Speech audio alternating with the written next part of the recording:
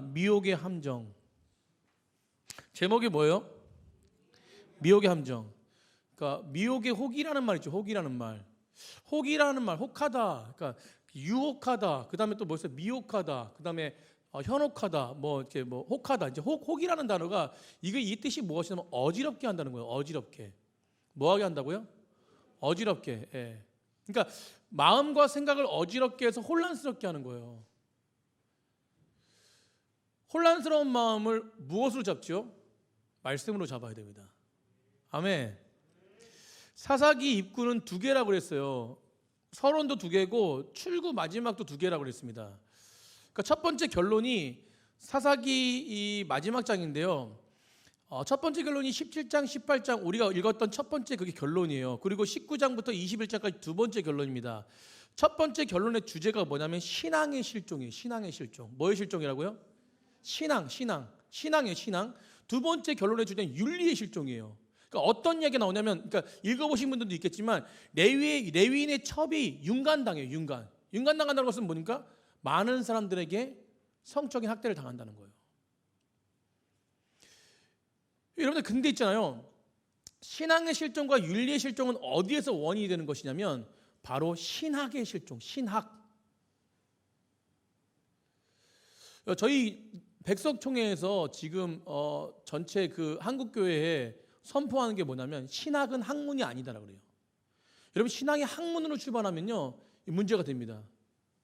신학은 학문이 아니라 하나님을 아는 것이고 하나님을 믿는 것이고 하나님을 두려워하는 거. 이 영적인 거예요. 영적인 거. 믿으십니까?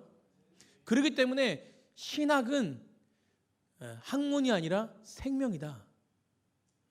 그래서 결국요 이 생명이 결국은 신앙과 윤리를 실종하게 만들어요. 생명이 사라지면 그게 신학이죠. 신학. 17장에는 한 사람의 얘기가 나와요. 한 사람의 얘기가 누구냐? 미가가 나옵니다. 미가. 삼손은 사사지요. 미가는 사사인가요?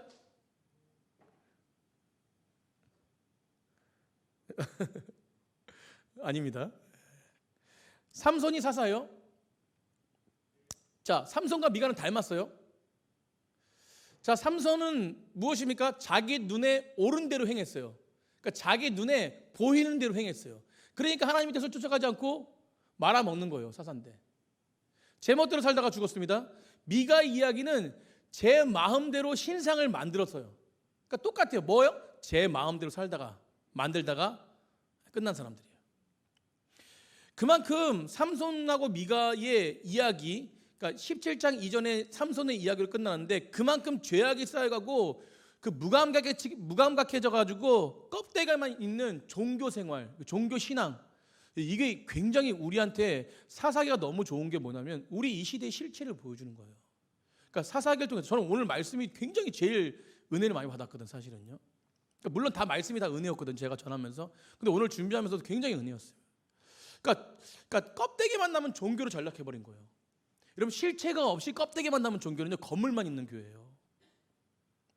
그래서 미가의 신상 이야기는 결국요 자기의 소욕대로 옳은 대로 행했다. 이게 복받아라라는 거예요. 복받아라.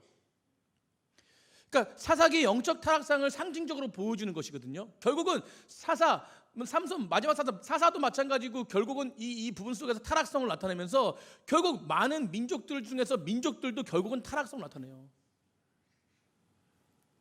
그게 더 나아가서 나중에 이제 결론적으로 얘기했지만 단 지파까지 민족까지 이어지는 거예요.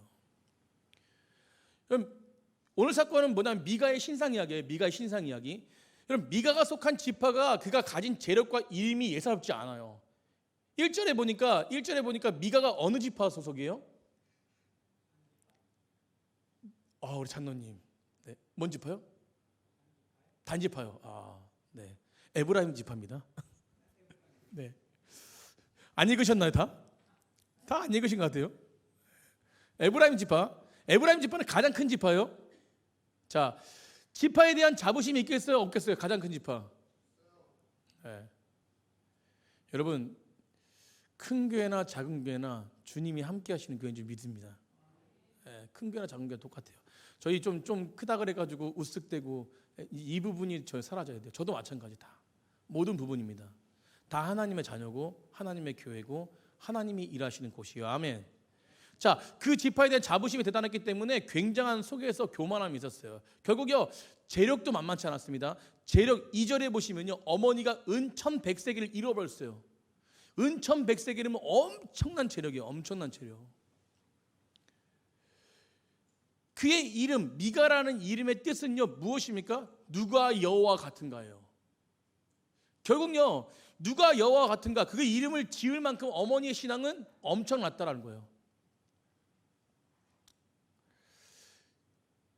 자, 외적으로는 다 갖춘 것처럼 보여요. 큰 지파, 엄청나게 큰 지파, 또 뭐요? 2절에 부유하고, 그리고 뭐요? 미가의 자녀의 이름을 짓는데 누가 여호와 같은가라는 이름을 짓는, 어쨌든 보면 외적으로 다 갖춘 것 같아요. 근데 결국 문제는 뭐냐면 외적으로는 다 있는 것 같지만 결국 내적으로는 어떨까라는 거예요. 내적으로. 여러분, 우리가 외적으로 갖추는 것보다 내적이 중요한 줄 믿습니다. 하나의 사건이 벌어져요. 무슨 사건이냐면 오늘 본문을 다 읽어서 알겠지만 이 사건을 통해서 그들의 신앙의 바닥이 드러나요. 여러분, 어머니가 은 1,100세기를 잃어버렸어요. 근데 그 잃어버린 줄, 다른 사람이 훔쳐간 줄 알고 어머니가요 엄청난 저주를 퍼붓습니다. 그런데 그 훔쳐간 거가 누군가 봤더니 저주를 퍼붓는데 갑자기 미가가 자기가 가져갔다고 얘기해요. 그 아들이 절도자였어요. 아들이 훔쳐간 거예요. 절도해가지고. 참 이런 어떤 부분 속에서 어머니 이 것을 가져갔다는 이 이야기만 나오면 저는 참 어렸을 때 많이 그 저금통 생각이 많이 나요. 예, 자주 나와요. 그게 만약에 걸리지 않고 계속했으면 저는 엄청난 도둑이 됐을 거예요. 그럼 어머니가 막 저주합니다. 누가 가져갔는지 막 저주해요. 미가가 실토해요. 내가 가져갔다고. 그 어머니의 저주를 듣고서 자신이 절도를 인정해요. 여러분, 이게 처음부터 문제가 있어요. 어떤 문제냐면 아들이 어머니 돈을 훔쳐가는 시대예요. 그것도 엄청난 재산을. 요즘 시대는 훔쳐가기 이상 뭡니까? 부모를 죽이기까지 해요. 이 시대의 악함, 시대의 악함. 엄청난 시대의 악함이에요. 아들이 어머니 돈을 훔쳐가는 미가, 훔쳐가는 시대입니다. 부모의 공경이란 5계명을 어겼어요. 그죠? 5계명, 내 부모를 공경하라 어겼습니다. 도둑질하지 말라는 8개 계명을 어겼어요. 미가는. 자, 그 계명 10계명이 있는데 탐내지 말라, 남의 걸 탐내지 말라는 10계명까지 어겼어요. 계명을 어기고 있습니다. 다. 계명을 너무나도 쉽게 어겨요. 저주는 두려워하는데 그런데 계명은 어겨요. 이중성이죠, 이중성. 신앙을 가졌는데 하나님 말씀을 읽지 않고 하나님 말씀에 순종하지 않은 이중성이에요, 이게. 여러분, 우리는요 주님의 음성도 주의 말씀으로 들어야 될 줄 믿습니다. 아멘? 그렇지 않으면 신비주의가 돼버려요. 굉장히 조심해야 돼요. 그 놀라운 것은 어머니 반응이에요. 미가가 돈을 훔쳐가서 실토했는데 어머니가 훈계하지도 않아요. 자녀가 그런 일을 저질렀어요. 어떻게 하실 거예요? 그냥 가만히 두실 겁니까? 이게 뭐가 잘못됐는지 뭐가 잘 됐는지 가르쳐줘야 되잖아요. 그죠? 가르쳐야 돼요. 근데 훈계하지 않아요. 나무라지도 않습니다. 슬퍼하지도 않아요. 가슴이 아파하지도 않고. 잘못된 어떤 훈계도 없고 징계도 없어요. 도리어 무엇을 하냐면 어머니 대단해요. 아들 자신이 했던 저주가 임할까 봐 서둘러서 저주를 축복으로 바꿔요. 저주를 취소해요. 그리고 뭐라고 하죠? 바가닌 것은 그 찾은 돈으로 아들에게 주면서 뭐랍니까? 신상을 만들래요. 3, 4절에 나와요. 어머니의 관심은 어디에 있습니까? 아들의 번영에 있어요. 여러분, 우리 자녀를 번영시키는 일이 아니라 신앙의 은혜를 받는 일에 헌신을 다해야 될 줄 믿습니다. 번영은 자동적으로 와요. 어떤 것에 전혀 관심이 없어요. 제가 그 자녀들 자랑하는 게 있는데, 자랑하는 게 뭐냐면 뭐 다른 거 잘해서 자랑하는 게 아니에요. 이번에 그 주한이가 그 아이들과 운동을 하는데 다 초등학생들, 중학생들이에요. 근데 참 감사하게도 그 운동을 하는 중학생들 중에서 소아동에 있는 아이들이 4명이에요. 4명. 몇 명이라고요? 4명. 중학생들 4명이에요. 걔네는 어렸을 때부터 운동을 했던 애들이에요. 잘하겠죠? 예. 근데 주한이가 거기서 이렇게 그 아이들을 바라보면서 좀 이렇게 잘 해주고 해줬나 봐요. 근데 결국적으로 잘 해준 거로 끝나는 게 아니라 얘가 전도를 했어. 그래서 한 아이는 우리 교회 나오기로 했고, 예. 아멘. 어머니가 이단이에요. 하나님의 교단이에요. 어쨌든 어떻게 얘기해 줄지도 몰랐다가 막 얘기하다가 뭐 이렇게 하여튼 이렇게 그 우리 교회 나오라고 얘기했대요. 그러니까 아버지가 나가라 그랬대요. 그리고 또 한 아이는 지금 얘기하려고 준비 중이래요. 근데 저는 너무 감사한 게 왜 뭘 자랑하는 거냐면, 그러니까 자녀를 자랑하는 게 아니라 우리 교회의 실체, 학생들의 실체를 자랑하는 거예요. 그게 뭐냐면 영혼을 바라봐요. 아멘. 사랑하는 선생님들, 우리가요 하나님의 말씀을 들었다면 그 영혼을 바라봐야 될 줄 믿습니다. 전도를 해야 돼요. 전도를요. 영혼을 바라보면서 우리 교회를 자랑해야 돼요. 아멘. 그 영혼들이 우리 교회 와서 변화돼가지고 그 영혼들을 향해서 끊임없는 눈물과 끊임없는 관심과 끊임없는 사랑이 있어야지만이 돼요. 걔가 그렇게 전도한 건요, 애들이 그 형을 좋아하게끔 만드는 거예요. 갈 때마다 초콜릿 2개씩 가져가고요, 간식 줄 때 조금씩 나눠주면서. 그래도 아빠한테 배운 건 하나 있는 것 같아요. 그죠? 나눠주는 거. 그럼 어머니의 관심이, 오늘 미가의 어머니의 관심이 아들의 번영에만 있어요. 그러니까 어떤 것에 관심이 없냐면 아들의 변화에 대해서 관심이 없어. 절대. 아들의 변화에 대해서 전혀 관심이 없고요, 아들의 번영에만 관심을 두고 있는 이 바알 종교의 특징 아닙니까? 이 바알 종교. 계속 말씀드렸어요. 세상의 번영은요, 변화에 관심이 없어요.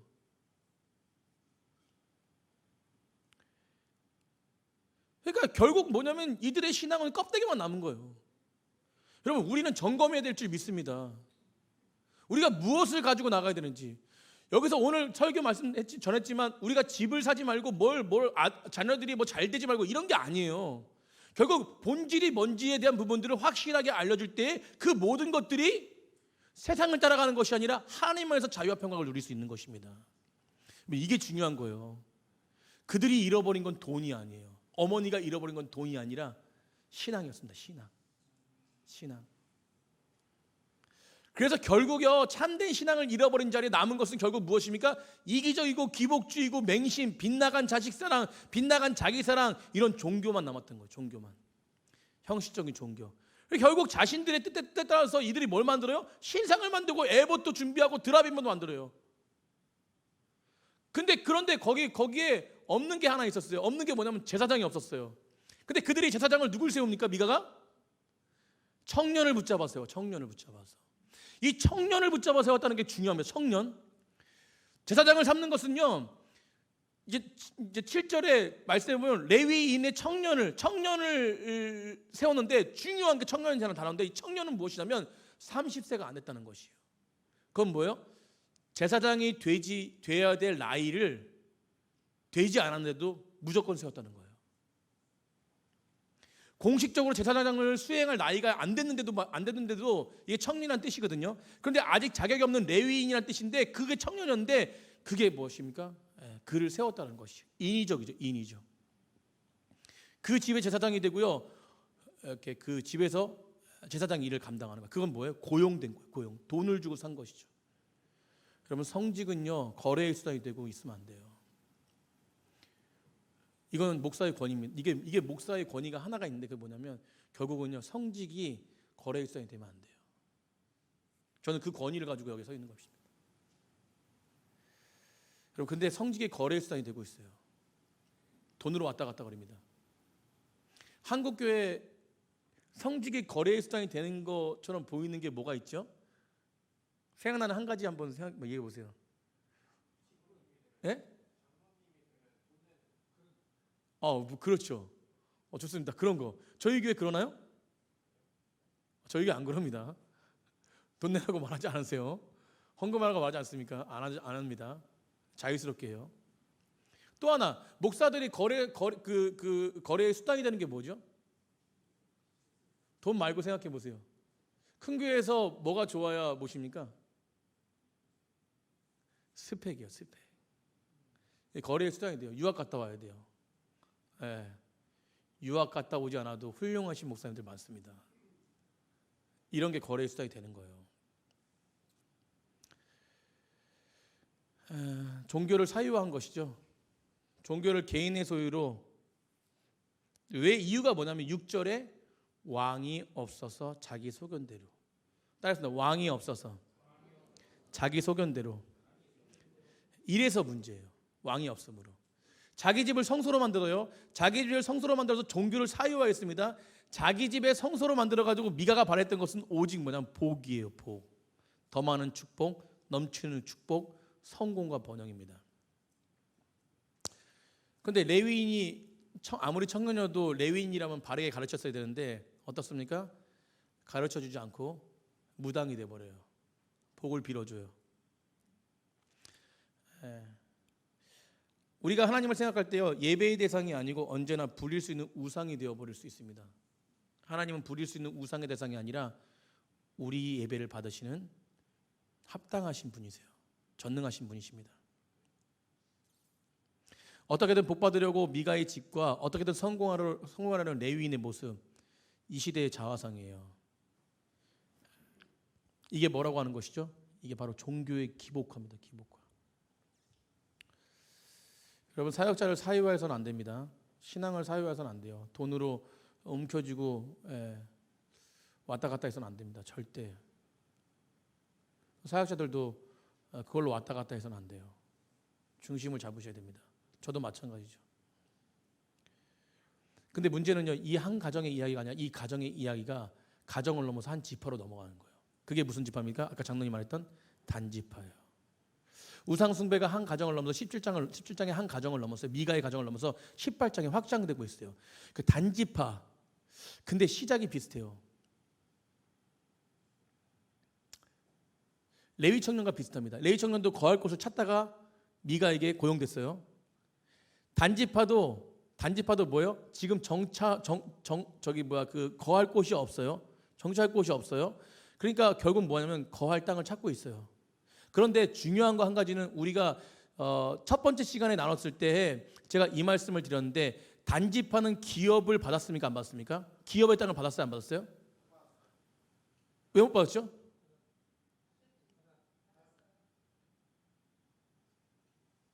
못 받은 것도 맞고 받은 것도 맞는데, 하나님께, 그러니까 제가 다시 말씀드릴게요. 하나님께 땅을 받았습니까? 안 받았습니까?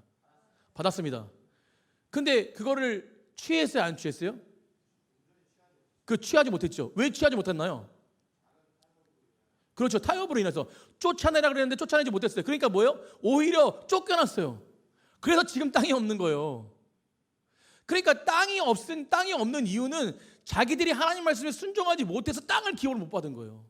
받았는데 얻지 못한 것이죠. 그래서 지금 18장 1절에 결국 그 거할 땅을 찾는 거예요. 자기 마음대로. 이게 문제인 거예요. 이게 문제인 거예요. 사사기에 나오는 레위 청년이나 거할 곳이 없어서 정처 없이 떠돌아다니는 레위 청년이나 단지파나 똑같은 거. 단지파에게 필요한 것은 거처할 수 있는 집이나 거할 수 있는 땅이 아니라 그들에게 필요한 것은 왕이었어요. 왕. 여호와 하나님. 하나님의 뜻에 합당한 삶. 진정한 방황의 종식은요, 안전한 땅을 찾는 데 있는 것이 아니라 참된 왕이신 하나님을 만나는 데 있어요. 아멘. 여러분, 하나님을 만나는 데 있습니다. 이곳에 모여서 애기성경 정도 이 오후에 졸린 시간에 힘든 시간에 이렇게 나와가지고 그래도 지금 얼마나 힘드시겠어요. 제가 이렇게 다 알거든요. 삶을 다 알아요. 다 힘드시잖아요. 그죠? 어제까지 일하시고 그제까지 저거 하시고, 우리 배 집사님은 지금 공부하시냐고 지금 이사하시고 막 정신 없으신데도 저 자리에 앉아 계시고, 그죠? 우리 선거사님은 열심히 지금 주문 받고 전화 받고 막 하다가 정신없이 한 주간 살다가 오셔가지고, 뭐 더 말씀드릴까요 또? 우리 차민 전사님 뭐 사업하시면 정신 없으시죠? 뭐 하여튼 다 정신 없으신 분들이 여기 오셨는데 왜 오신 이유는 하나님 말씀 들으려고. 아멘. 복인 줄 믿습니다. 여러분, 가인이 하나님께 쫓겨나요. 왜 쫓겨나죠? 그렇죠. 하나님과 관계가 끊어진 거예요. 자기의 소견에 옳은 대로 행한 것이죠. 쫓겨나요. 근데 쫓겨났는데 성경에 가인이요, 노 땅에서, 어디 땅에서? 노 땅에서 거기서 가인성을 짓고 거기서 그 성을 짓고 거주했어요. 그런데 그를 뭐라 그러냐면 유리하는 자라 그래요. 여러분 땅도 있고 성도 있는데 그를 보고 뭐라면 유리하는 자래요. 왜 유리한 자냐면 하나님과 관계가 끊어졌기 때문에 그래요. 여러분 하나님과 관계가 끊어지는 자는 유리하는 자입니다. 오늘 본문 속에서 이 단지파는요 왕을 찾아야 하는데 왕을 찾지 않고 땅을 찾았기 때문에 세상 걸 찾았기 때문에 결국 변함없이 이 사람들은 땅을 차지해도 유리하는 자, 유리하는 자. 그래서 여러분 미가 이야기 다음에 또 단지파 이야기가 시작되는 부분이 있는 뭐냐면 그들이 왕이 없으므로 18장 1절에 그들이 왕이 없으므로 반복하는 거예요. 참되신 왕이신 하나님을 알지 못했다는 뜻입니다. 그들에게 필요한 건 땅이 아니라 왕이었어요. 우리 따랐습니다. 땅이 아니라 왕이다. 아멘. 고백대로 될 줄 믿습니다. 그래서 어떻게 합니까? 이들이 땅이 아니라 왕을 찾았는데 왕이 아니라 땅을 찾으니까 단지파는요 기업으로 받은 땅을 되찾기보다는 좀 더 안전한 땅, 하나님이 약속하지 않은 땅을 보기 시작했어요. 넘보기 시작했어요. 그것이 그 땅이 18장 7절에 라이스예요. 라이스. 너무 평화로운 마을이었죠. 아주 작은 마을인데 무력으로 해서 강탈해버려요. 이거부터가 잘못된 거예요. 무력으로 해서. 그리고 미가의 집에 들어가서요 신상과 에봇을 다 강탈하고요. 그 청년 제사장도 그 자기네 단지파의 제사장으로 삼아요. 20절에 나와요. 그리고 라이스를 침공해가지고 그 사람들을 다 죽여요. 그리고 라이스라는 이름도 지워버리고 그것을 뭐라고 그래요? 그것을 뭐라 그래요? 단이라고 불러요. 단. 단이 중요합니다. 단. 성경에 단이라는 곳이 많이 나와요. 근데 성경에 단이 뭐냐면 우상의 중심지예요. 자, 그래서 북이스라엘 가운데 우상의 숭배의 중심지가 두 곳이 있잖아요. 베델과 단. 항상 우상의 중심지를 얘기할 때 베델과 단이었어요.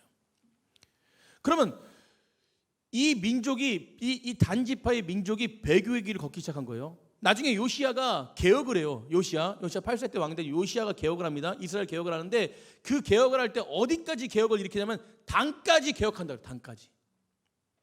우상 숭배의 목적지까지 개혁을 해요. 여러분 단이란 이름의 뜻이 무엇인지 아세요? 심판이라는 뜻이에요. 심판. 여러분 자기 소견에 옳은 대로 탐욕을 해가지고 탐욕을 해서 걸어가는 그 끝은 무엇입니까? 심판이라는 걸 보여줘요. 심판. 탐욕의 끝은 무엇입니까? 심판이에요. 심판. 지금은 심판 안 받죠? 결국은 우리가 인생을 당하는 심판입니다.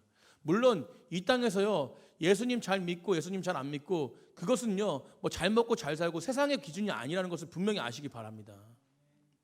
그 죄는요 결국 하나님에 가는 날 심판이 임하게 돼요. 그런데 문제는 더 나아가서 이 단지파의 모든 악한 일을 하나님의 뜻이라고 편들어주는 한 사람이 있어요. 그게 누구냐면 레위 청년이었어요. 그런데 더 웃긴 거는 이 레위 청년이 누구의 손자인지 아세요? 모세의 손자입니다. 모세의 손자. 성경의 30절에 모세의 손자라고 나와요. 그 이름도 나와요. 요나단. 모세의 손자 요나단. 뭘 보여줘요? 모세는 어떤 인물입니까? 하나님의 위대한 업적을 했던 인물이에요. 그의 가정 속에 우상을 숭배하는 그 우상 숭배의 핵심에 참여하고 있을 만큼 뿌리부터 타락한 민족으로 변화했던 거예요. 여러분 사사기 시대에 성직이 거래의 대상이 되고 있고 권력의 하수인이 되고 있습니다. 성직자는 최후의 보류인데 신앙의 보류예요. 교회를 이끌어가고 하나님의 자녀들을 이끌어가는 리더의 자리, 보류입니다. 보류. 저도 마찬가지입니다. 그래서 오늘 본문 속에서 저도 고백하고 울면서 통회하면서 고백한 것이 뭐냐면 하나님 제가 올바로 서기 원합니다.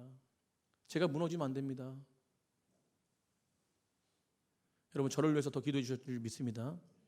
기도해 주셔야 돼요. 제가 무너지면 안 돼요. 저도 무너질 수 있습니다. 충분히 무너질 그런 연약함이 있어요. 절대 무너지면 안 돼요. 여러분 그것은 저 혼자만의 힘으로 되는 것이 아닙니다. 우리 사랑하는 성도님들이 힘을 합해서 기도해 주셔야 돼요.